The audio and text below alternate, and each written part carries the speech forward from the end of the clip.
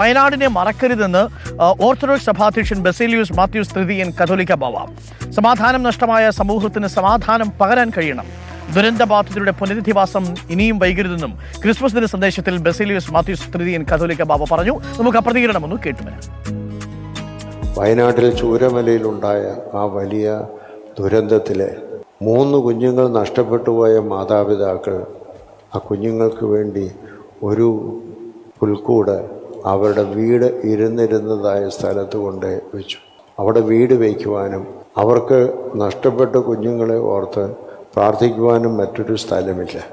സമാധാനം നഷ്ടപ്പെട്ടതായ ആ സമൂഹത്തിന് സമാധാനം കൊടുക്കുവാൻ, അവർക്ക് ഭവനമുണ്ടാകുവാൻ, അവർക്ക് വീണ്ടും ജീവിക്കുവാൻ, പിന്നെ മക്കളെക്കുറിച്ച് ഓർത്ത് അവർക്ക് വേണ്ടി പ്രാർത്ഥിക്കുവാൻ ഒരിടമുണ്ടാകുക എന്നുള്ളത് ആവശ്യമാണ്. അത് നമ്മളെല്ലാവരുടെയും സഹകരണത്തിലുണ്ടാകണം. ഇതുപോലെയുള്ള അനേക കാര്യങ്ങൾ ഈ ലോകത്തിലുണ്ട്.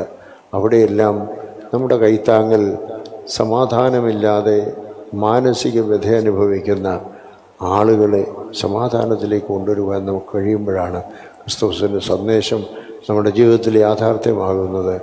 എല്ലാ നല്ല ആശംസകളും ക്രിസ്തുമസിൻ്റേതായതായിരിക്കും. അപ്പോൾ പ്രിയപ്പെട്ടവരെ, ഒരു മഴയും പ്രളയവുമാണ് വയനാട്ടിലെ മനുഷ്യരുടെ സമാധാനം കെടുത്തിയത്.